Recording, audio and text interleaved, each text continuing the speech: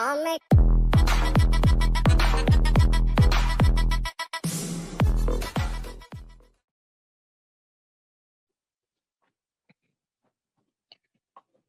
so first RC, let's see. 5 questions.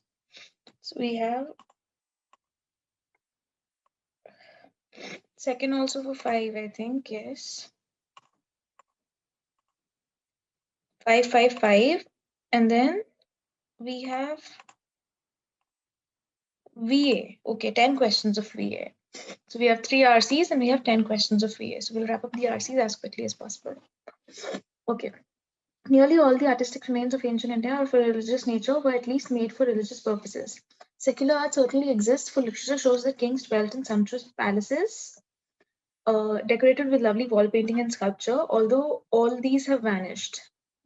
Much has been said and written about Indian art since. Some 60 years ago, European taste began to doubt the established canons of the 19th century and looked to Asia and Africa for fresh aesthetic experience.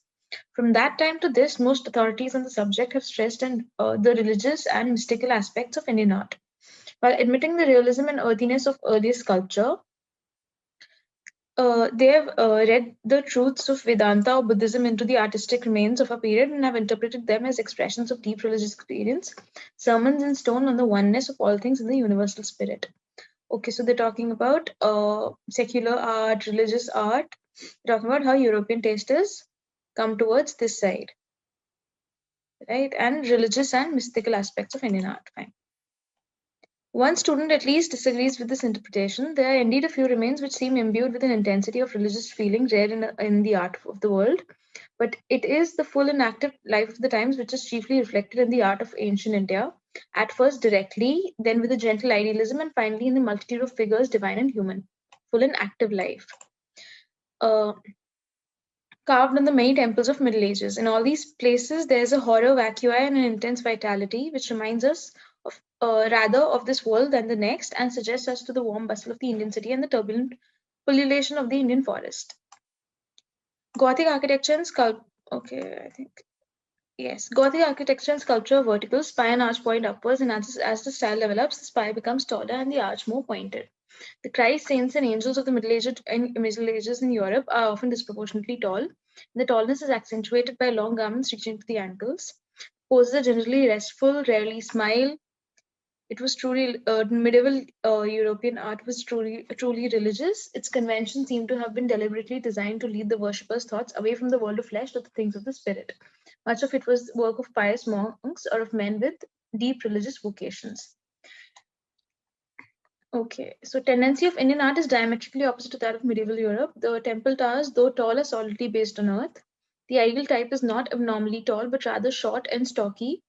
Gods are young and handsome, their bodies are rounded and well-nourished. Occasionally, they're depicted as grim or wrathful, but generally their smile and sorrow is rarely portrayed. With the exemption of the type of dancing Siva, the sacred icon is firmly grounded, either seated or with both feet flat on the ground. We need hardly mention that all Indian temple sculpture made full use of the female form as decorative motif, often scantily dressed and nearly always in accordance with Indian standards of beauty. Asceticism and self-denial in various forms are praised in much Indian religious literature, but the ascetics who appear in sculpture are usually well-fed and cheerful. Okay. Ancient India's religious arts differs strikingly from her religious literature. The latter is the work of men with vocations, Brahmins, monks, and ascetics. The former came chiefly from the lands of secular craftsmen who, though they worked according to the priestly instructions and increasingly rigid iconographic rules, loved the world they knew with an intensity which is usually to be seen behind the religious forms in which they express themselves. In our opinion, the usual inspiration of Indian art is not so much a ceaseless quest for the absolute, but as a delight in the world as the artist found it. A sensual vitality and a feeling of growth and movement as regular and organic as the growth of living things upon the earth. Let's summarize this once. First, they're talking about how Indian architecture is religious. Second talks about how it's not religious, but there's multitude of other things, and they're talking about how the full and active life of the times is portrayed. Then they are talking about medieval European architecture, They're describing that. Then they are drawing a contrast between medieval European architecture and Indian architecture. Right. And then literature and art are being compared and how the artists made it. All right, so let's go to the questions now. Aesthetics, as seen in Indian sculpture, are full of vitality because here we had a sensual vitality, right? In our opinion, usual inspiration of Indian art is not so much a ceaseless quest for the absolute, but as a delight in the world, as the artist found it, a sensual vitality, right? As the artist found it. Indian art follows a tradition of realism out of context, nowhere mentioned. The sculptors who carved them were very much men of this world. Yes, so this is what this paragraph, this line is trying to say, of how, as the artist found it, a sensual vitality. People understood and appreciated only what they were familiar with, not really. This is how the sculptors imagined the aesthetics to be. No, they're talking about what they saw around them in the world, not how they imagined the aesthetics to be. So second one is our answer. The phrase horror vacui as used in the passage means, it was mentioned here. Here's horror vacui. So this paragraph was talking about full and active lives. In all these places, there's a horror vacui and an intense vitality, which reminds us of this world rather than the next bustle of the Indian city. So basically, they're telling horror vacui and vitality. It suggests to us the warm bustle of the Indian city. So let's go. Horror vacui. And if we just look at this word, horror is fear. Vacui comes from vacuum, right? So horrible vacuum. A horrible vacuum, no. A dislike for nothingness. Nothingness seems a little, let's see. Passion for horror, no. Dislike for leaving empty spaces. So this could be our answer, because here they're talking about how all these figures and all these places, all these all these art forms, they showed the warm and bustling life of the Indian cities and full and active lives. So this is their characteristic horror vacui, dislike for leaving empty spaces. Which of the following, according to the passage, are differences between European and Indian art? Okay. So the temple towers, though tall and both, are firmly based on earth in the latter. So the European architecture does not have temple towers. It has spires and arches, right? So this one is not an answer. Gods of the former are tall and those of the latter short and stocky. Yes. Here they're talking about the Christ, saints and angels are disproportionately tall. And here they're talking about the ideal type is not abnormally tall, but rather short and stocky. Yes, ideal is what? The ideal type. Religiosity is more evident in the former than in the latter. That is not a parallel that has been drawn here. Sorrow is seldom portrayed in the former, whereas the latter rarely depicts. This is the complete opposite. Sorrow is seldom portrayed in Indian architecture, not in European. So this is our answer. Which of the following are true of ancient Indian religious art and literature? The art were the work of craftsmen. Literature was the work of monks and Brahmins. Yes, this is true. Where was this written? Right, latter means literature is the work of men with vocations Brahmins, and former came from craftsmen. So this is true. They're asking us for true, right? The art was full of earthy sensuality while not deviating from canonical rules set by religious literature. Sensuality, they're talking about this, and set by religious literature. This part is questionable. Let's see further. But since the first one is true, the only option that we have here is this, right? The former was solely devoted to afterlife, not true. Indian temple sculptures are purely religious, which is what they're trying to negate in this entire passage. So this just negates the entire point. So first is the answer. What is the central purpose of the passage? To examine views of different people regarding art? No, we're not talking about views of different people. This is just describing things. There's no point of views here. Tries to compare and contrast contemporary and Indian art. That is just one part. These are just two paragraphs in this. The entire thing is talking about Indian architecture in and of itself. To discuss various aspects of art and sculpture of ancient India, this seems like it tries to highlight mysticism and religiosity in art. Not really, no. All right, so we're done with the first one. Okay, so whether we like it or not, the world we live in has changed a great deal in the last 100 years, and it is likely to change even more in the next 100. Some people would like to stop these changes and go back to what they see as purer and simpler age. But as history shows, the past was not that wonderful. It was not so bad for a privileged minority, though even they had to do without modern medicine, and childbirth was highly risky for women. But for the vast majority of the population, life was nasty, brutish, and short. Anyway, even if one wanted to, one couldn't put the clock back to an earlier age. Knowledge and techniques can't just be forgotten, nor can one prevent further advances in the future. Even if all government money for research were cut off, the force of competition would still bring about advances in technology. Okay, so they're talking about we can't go back to a previous age. Moreover, one cannot stop inquiring minds from thinking about basic science, whether or not they're paid for it. The only so they're basically trying to tell us that techniques can't be forgotten. We can't try to stop development, right? We can't stop further advances. Even if the money was cut off, competition would lead to more developments. And moreover, one can't stop inquiring minds from thinking about basic science, whether or not they're paid for it. So even if you don't pay people, they will still keep thinking, right? The only way to prevent further developments would be a global totalitarian state that suppressed anything new but human initiative and ingenuity, such that even this would not succeed.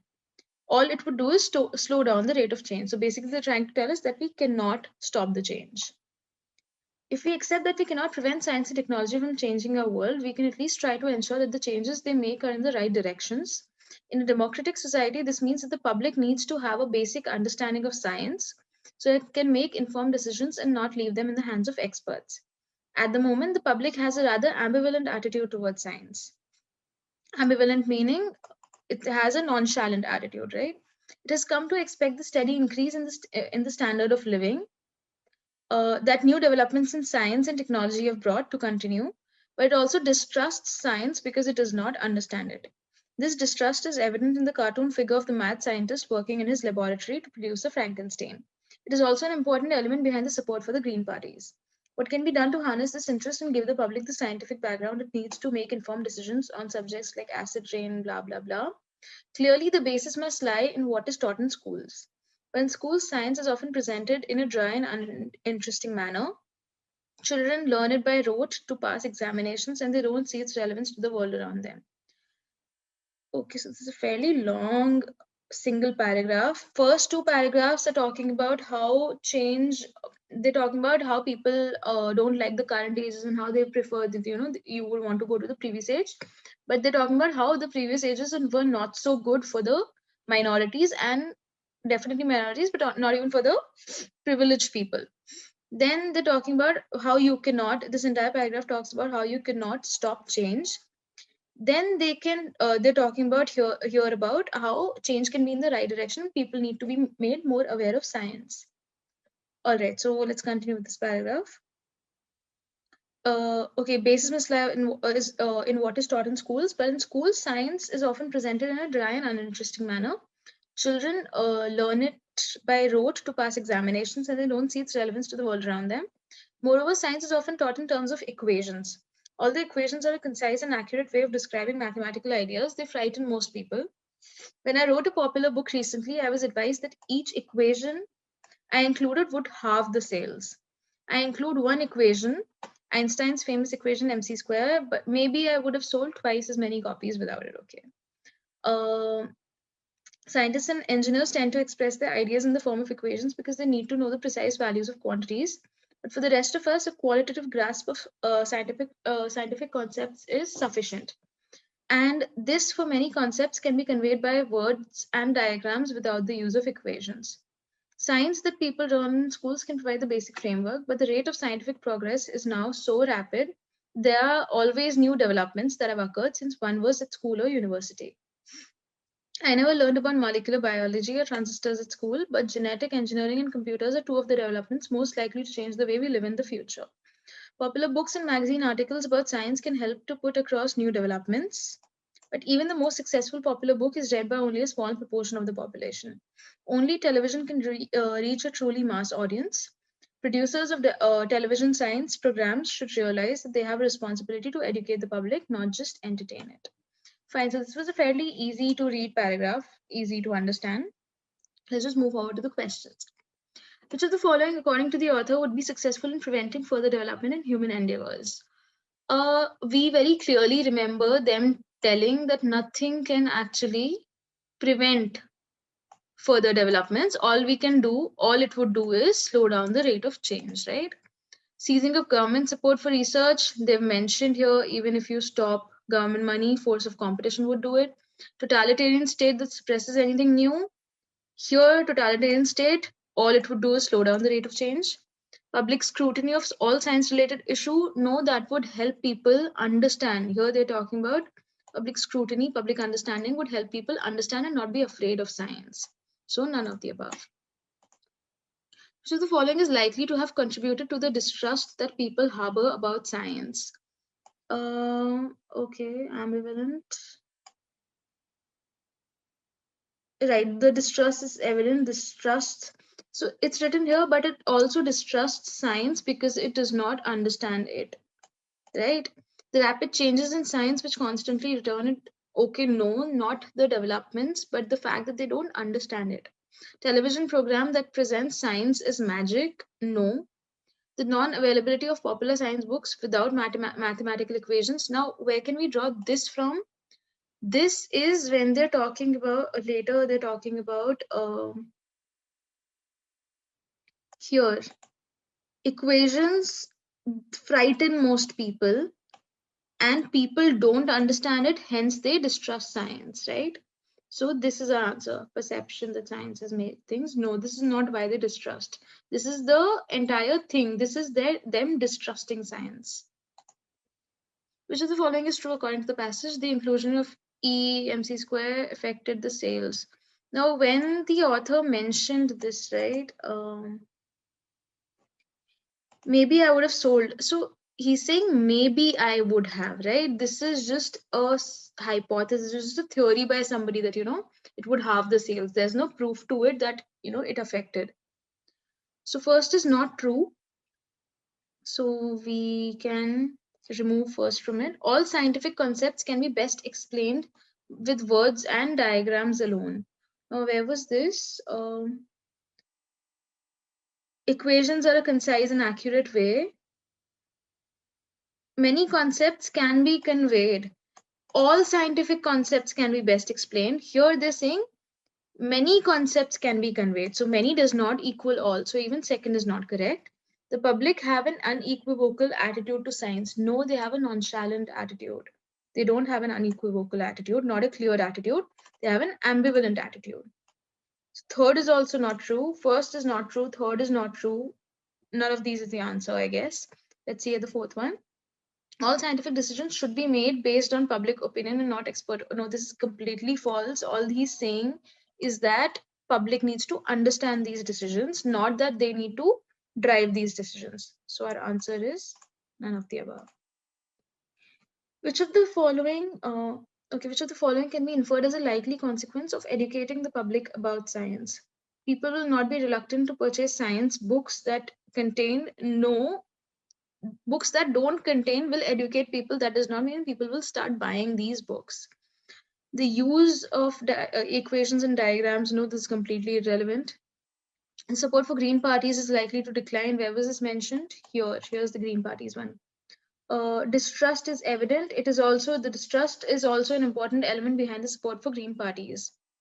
So they're asking likely consequence of educating. Once you educate people about science, they will start trusting science, and this lack of distrust, this trust will lead to this getting nullified. Where it go? The green parties wala thing getting nullified. So support for green parties will decline because the support is a consequence of distrust. All those who reminisce about pure and simple age will cease to do so. No, not the only reason that they reminisce about pure and simple age is not technology. There's other things as well. The author's reference is not to his not learning about molecular biology or transistors in school is to highlight How is he talking about that? Okay, but the rate of scientific progress is so rapid that there's always new developments. I never learned about molecular biology. So basically, he's trying to say that science changes so fast that by the time we actually grow up and grow out to be an adult, science may have changed entirely. So school cannot teach us. So the pace of scientific progress, importance of genetic engineering, no. Need for including these topics, no. No, subjects of future are these genetic and computers. All right, so we're done with the second one too. Totemism is a symbol of belief in which man is believed to have kinship with a totem, or a mystical relationship is said to exist between a group or an individual and a totem. A totem is an object such as an animal or plant that serves as the emblem or symbol of a kinship group or a person. The term totemism has been used to characterize a cluster of traits in the religion and the social organization of many primitive people. Totemism is manifested in various forms and types in different contexts, especially among populations with a mixed economy. It is also found among tribes who breed cattle. Totemism can in no way be viewed as a general stage in man's cultural development. Certainly had an effect on the psychological behavior of ethnic groups and the manner of the socialization and the formation of human personality. It's derived from Ototman, from the language of the tribe of Ojibwa, meant his brother sister kin. Grammatical root signifies blood relation between brothers and sisters who have the same mother and who may not marry each other.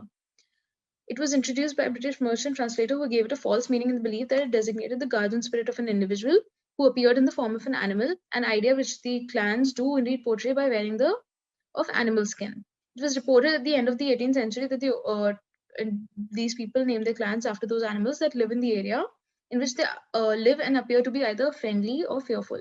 Their first accurate report about totemism in North America was written by a Methodist missionary, Peter Jones himself and chief, who died in 1856 and whose report was published posthumously.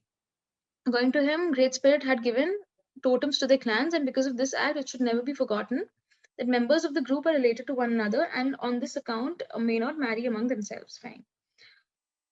These forms are based on the psychomental habits of the so-called primitives, on a distinctive thought style which is characterized above all by an anthropopsychic apprehension of nature and natural beings. For instance, ascribing to them a soul like man's. Beasts and the things of nature are again and again thought of as persons, but mostly as persons with superhuman qualities. It is advisable to define totemism as broadly as possible, but concretely enough so that some justice can be done to its many forms. It is then a complex of varied ideas and ways of behavior based on a world view drawn from nature. The ideological, mystical, emotional, reverential, and genealogical relationships of social groups of specific persons with animals or natural objects, the so-called totems. Differentiate between group and individual. These forms exhibit common basic characteristics which occur with different emphases and not always in a complete form. Characteristics are viewing this as a companion, blah, blah, blah. Superhuman powers and abilities are ascribed to totems and not only offered respect, but also can become objects of awe and fear. Use of special names and emblems to refer to them. Partial identification with a totem or symbolic assimilation to it. And prohibition against killing, eating, or touching the totem, even as a rule to shun it. Okay. And totemistic rituals. These are the 5 characteristics of totemism. Though it is generally agreed that totemism is not a religion, in certain cases it can contain religious elements in varying degrees, just as totemism can appear conjoined with magic. All right. About totemism, first paragraph is talking about what a totem is and how it came to be, where it comes from. They're talking about where it is prevalent. Totemism is prevalent. Third is talking about its origin again and a certain person who actually brought this term about in the English language and the reports about them and a certain thing about what totem is meant to be. All right, again describing something about totemism, and the last is a broad definition and characteristics. Fine. The tone of this passage is analytical. No, it's not analyzing anything. It is basically just describing things. Descriptive, yes, this is all descriptive. It is the paragraph, the passage is describing us about things and totemism, and it is completely encompassing everything that totemism is. It is definitely descriptive, not argumentative, not critical. According to the author, totemism should be viewed as a general stage in man's development. Where was this?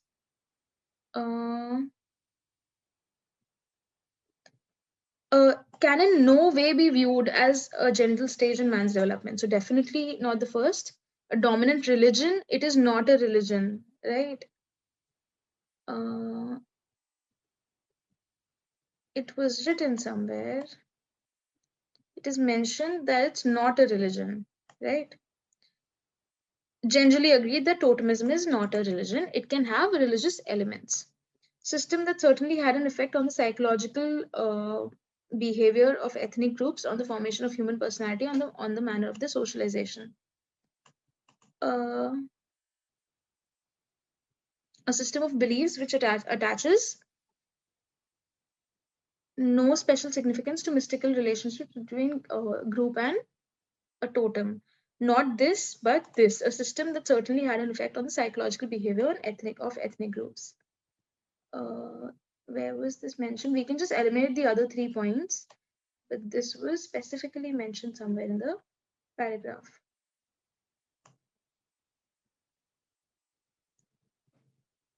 Right. Certainly had an effect. Totemism had an effect on psychological behavior of ethnic groups and of socialization, blah, blah, blah. So the entire thing is right here. This is our answer. As per the passage, totemistic forms are based on brother-sister kinship prevailing among the so-called primitives. Yes, this has been mentioned. Let's go on. Vague belief based on a striking incident in the vicinity. No. Physical habits of the so-called primitives and the distinctive. No. Thought style characterized by anthropopsychic. Yes, this was mentioned somewhere in the latter paragraphs here. So they're asking forms are based on, right? So totemistic forms are based on the psychomental habits of the so-called primitives and their distinctive thought style, which is characterized by a distinctive thought style. So this is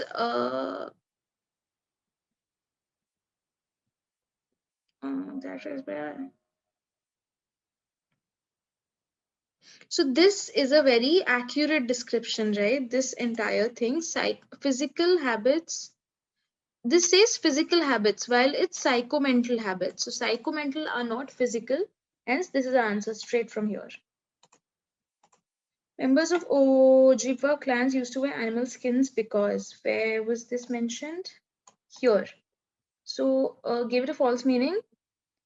Guardian spirit of an individual who appeared in the form of an animal. This idea was portrayed by these clans by wearing animal skins. So they used to wear this because animals were around in large numbers. No, there are no other type of clothing. No, completely irrelevant. They believed that the guardian spirit appeared in the form of an angel, of an animal. So this is what they're talking about. This was the idea that was portrayed by these clans by wearing animal skins. Status no. Which of the following is not a general characteristic of a totem according to the author? Not a characteristic. Protector, progenitor, companion, helper, yes. Companion, protector, progenitor, helper, yes. Rituals involving sacrifice. No, it is not sacrifice of the totem. It is worshipping the totem. It is considering it an object of fear. Ascribe superhuman powers and abilities. Yes, even this was mentioned. Superhuman powers and abilities are ascribed to totems. Viewing them with respect or occasional veneration and hence told them in awe and fear. Yes. Here, respect, occasional veneration, completely directly picked from here. So this is not the general characteristic. Okay, so we've reached VA. This is a parajumble, okay. So some countries wanted to use the international blah blah blah to gain control of the World Wide Web. This cannot. So parajumbles, you start by identifying the beginning of our paragraph. The World Conference on International Telecommunication that concluded on December 14 saw much heated debate. This seems like this could open. Let's go further. Others insisted, no. Some saw it as an opportunity, no. The result was that, no. So this is our opening, definitely, right? Then what could we have? Others, we cannot have this right after. Some saw it as an opportunity to democratize the internet. Or this one, right? Some countries wanted to use. So they're saying some saw it. It is what? This, right? Some countries wanted to use the International Telecommunication Union to gain intergovernmental control of the World Wide Web. Some saw it as an opportunity to democratize the internet. Some saw it what? This. So we have 2, 1, 4. Then, in contrast, others insisted that the internet must be left alone. And then the result was that after many days' deliberations, there was no consensus. So fairly easy, PJ. 2, 1, 4, 3, and then 5.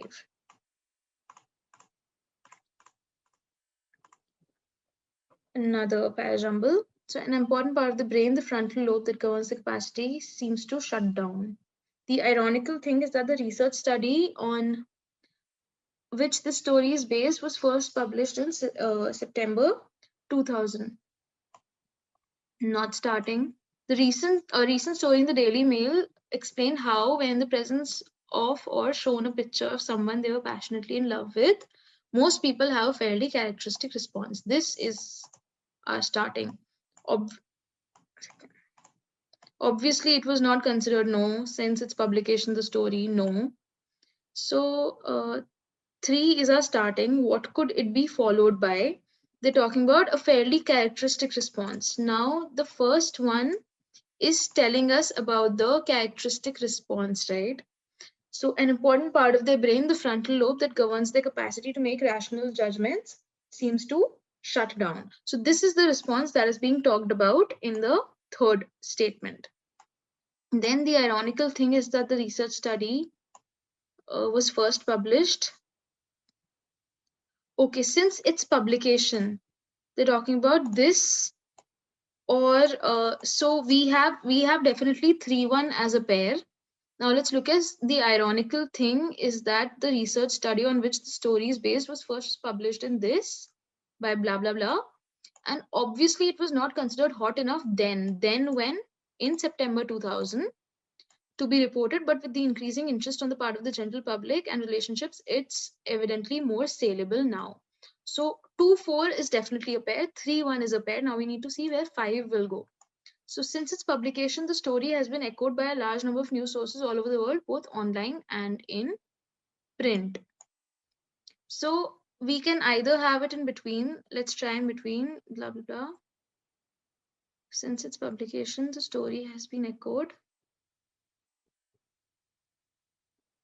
Now, the ironical thing will only come. What is the irony that they're talking about? The irony is that it was published then and not considered hot enough. So this is our third statement. Then we're talking about the irony. We're talking about how it is being echoed by a large number of news sources. Then we're talking about the irony that back then it was published, it was not considered hot enough. So what is the sequence? 3, 1, 5, 2, 4.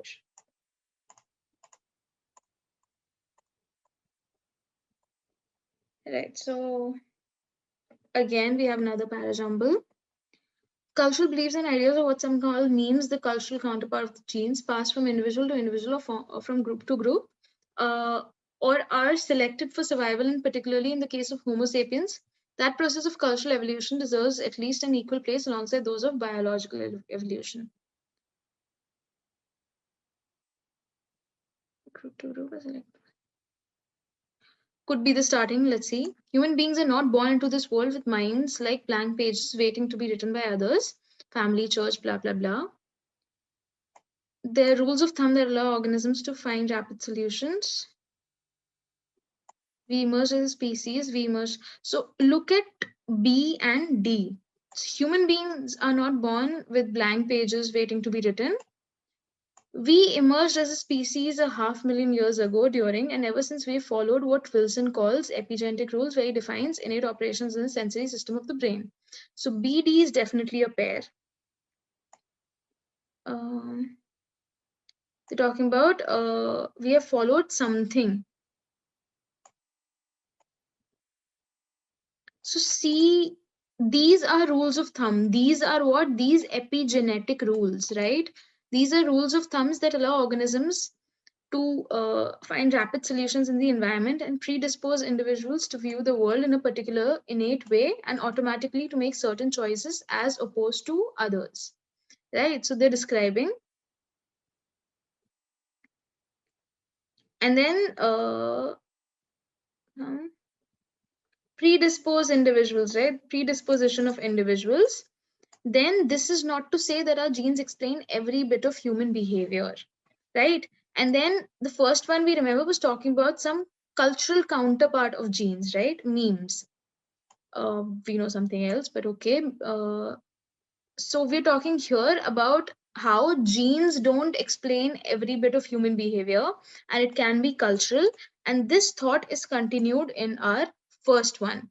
So we didn't have to find the starting of the paragraph in this. We definitely have found a flow here.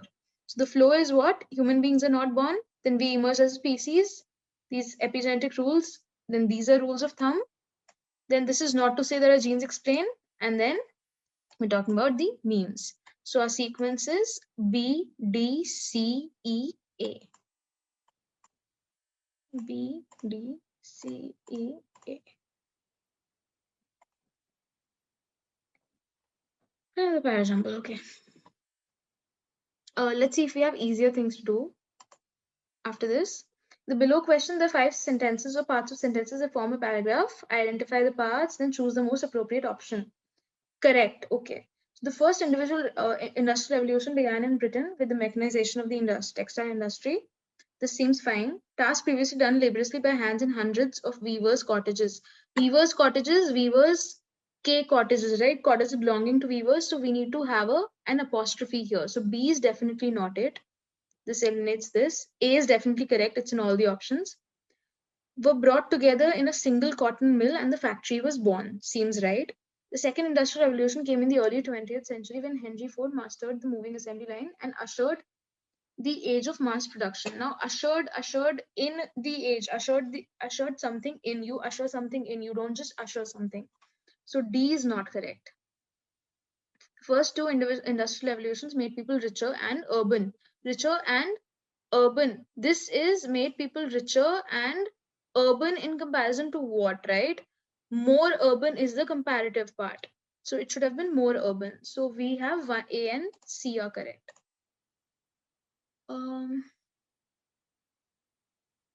Again, southeast of New Orleans, where the Mississippi empties into the Gulf of Mexico, the North American landmass does not so much as gently give up.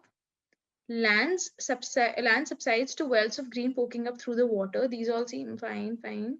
And the river grows wider and flatter until it meets the ocean, where soil decline divides Mississippi's brown water from the Gulf blue.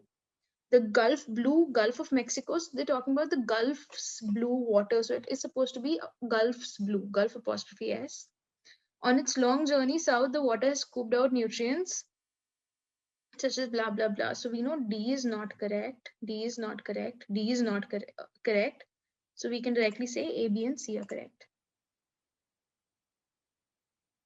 Okay, we all suffer from, we just have to pick the correct in English, according to English language, which is the grammatically correct, right? Information overload, which is in itself. So let's see what is the difference.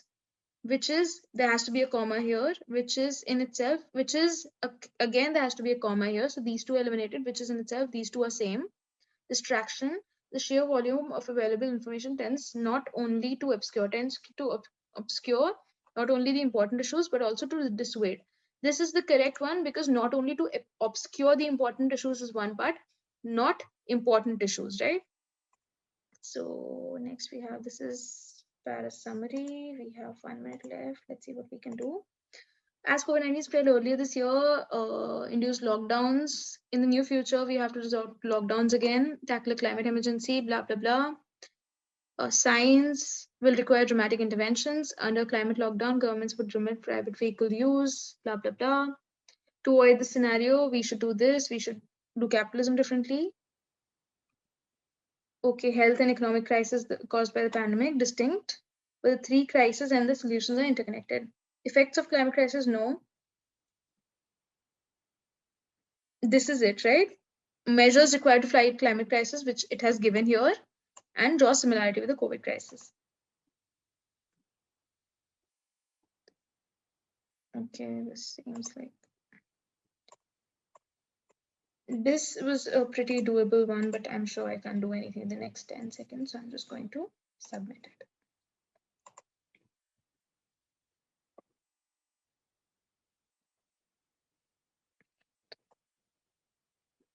I'll make